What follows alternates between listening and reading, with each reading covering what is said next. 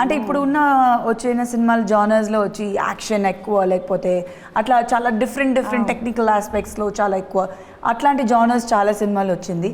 ఇది ఒక fresh neat cute ఫిల్మ్గా ఉంటుంది, వెళ్ళి ఎంజాయ్ చేసి రావచ్చు థియేటర్ నుంచి. మంచిగా అనిపించింది నాకు. అప్పుడు రీల్ చూస్తే కూడా మంచిగా అనిపించినప్పుడే అనిపించింది ఈ పూడి అని ఉన్న వాళ్ళు అంత పొట్టు నవ్విచ్చే డైరెక్టర్లే వస్తుండొచ్చు అనుకున్నా. కానీ ఈ వెంకీ డైరెక్టరు అవును ఎట్లా ఉన్నాడు, పెద్ద ఆయననా చిన్నపిల్లగాడేనా, మంచిగా సతాయించిండా. ఓ మేడం మళ్ళొకసారి చెయ్యి, ఓ మేడం ఇది ఇంకొకసారి చెప్పు, ఓ మేడం ఇట్లా మళ్ళీ నడుచుకుంటారా అని ఇట్లా ఎప్పుడైనా సతాయించిండా? అట్లా కావాలని ఎవ్వరు ఏ డైరెక్టర్ చెయ్యరు, కానీ డెఫినెట్గా డైరెక్టర్కి వచ్చి ఇంకొక టేక్ కావాలంటే ఏ ఆర్టిస్ట్ అయినా మళ్ళీ చెయ్యాలి.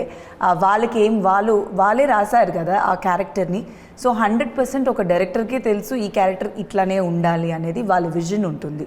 సో డెఫినెట్గా ఒక యాక్టర్గా మనం డైరెక్టర్కి మైండ్లో ఏముందో అది బయట తీసుకురావాలి.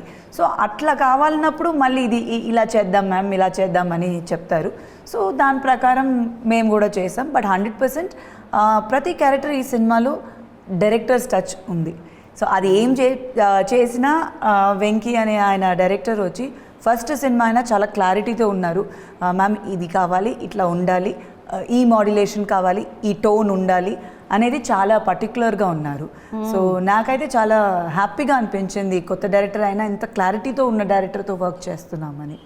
ఏమని ఆమె ఇప్పుడు కొన్ని రోజులైంది గ్యాప్ అంటారు కదా, గ్యాప్ ఇచ్చినావు బాగానే తెలుగులో. అవును, ఏమిటికి తెలుగులో గ్యాప్ ఇచ్చినావు, మంచిగా చెయ్యొచ్చు కదా తెలుగులో వరుస పెట్టి. తిడుతున్నారా మీరు? అడుగుతున్నా, తిట్టుడు కాదు, నేను నా మాటనే అట్లుంటుంది. అట్లా ఏం లేదండి, ప్లాన్ చేసి ఇన్ని ఇయర్స్ గ్యాప్ తీసుకోవాలని అనుకోలేదు. బట్ నేను యాక్చువల్గా చేస్తున్నప్పుడు హీరోయిన్గా చేస్తున్నప్పుడు సడన్గా పెళ్లి చేసుకున్నాను. అది కూడా ఇంట్లో ఫస్టే డిసైడ్ చేసిందే, ఒక 21-22లో పెళ్లి చేసుకోవాలి అనేది. సో అందువల్ల పెళ్లి చేసుకున్నాను. అండ్ దాని తర్వాత పాప పుట్టారు. సో డాటర్ పుట్టిన తర్వాత ఆబ్వియస్లీ ఆ బ్రేక్ అనేది 100% ఎవరికైనా ఉంటుంది. బట్ నేను టీవీలో అప్పుడప్పుడు చేస్తున్నాను కాబట్టి నాకు పెద్ద గ్యాప్ వచ్చినట్టు నాకు అనిపించలేదు. తమిళ్లో కానీ తెలుగులో కానీ నేను ఎప్పుడు అదే డెఫినెట్గా గ్యాప్ అయితే ఉంది. సో బట్ ఐఎమ్ హ్యాపీ మళ్ళీ తిరిగి స్క్రీన్ మీద ఫిల్మ్స్లో రావడం అనేది అది ఎప్పటికైనా ఒక బ్లెస్సింగే. సో అది మళ్ళీ తిరిగి రావడం అనేది చాలా హ్యాపీ. బ్లెస్సింగ్ అందరికి ఉండదు తెలుసా, అది కరెక్ట్ అండి. డెఫినెట్లీ పైకెంచి నీకున్న మొండి పట్టుదల ఉన్నది కదా. ఇప్పుడు అందరు ఏం చేస్తారు, పిల్ల పుట్టంగానే వదిన క్యారెక్టర్ చేస్తా అంటారు, అత్త క్యారెక్టర్ చేస్తా అంటారు. నువ్వు చూడు నిమ్మలంగా వచ్చి మళ్ళీ హీరోయిన్ అంటే హీరోయిన్గానే నిలబడు.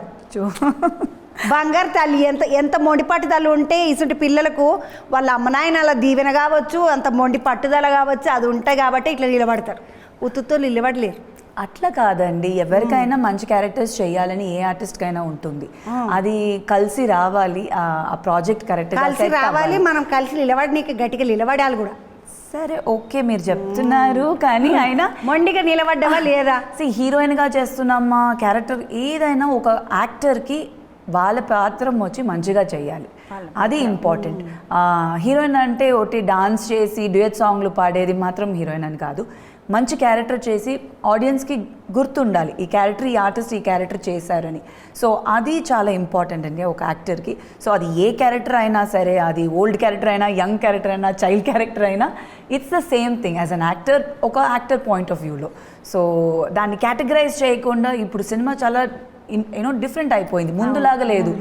పెళ్ళి అయిపోతే హీరోయిన్గా చేయకూడదు, లేకపోతే ఒట్టి యంగ్ హీరోయిన్స్గా చేయకూడదు, ఓల్డ్గానే చేయాలి, ఓల్డ్ వచ్చి యంగ్గా చేయకూడదు, యంగ్ హీరోయిన్స్ ఓల్డ్ క్యారెక్టర్ చేయకూడదు, అట్లా అనేది లేదు.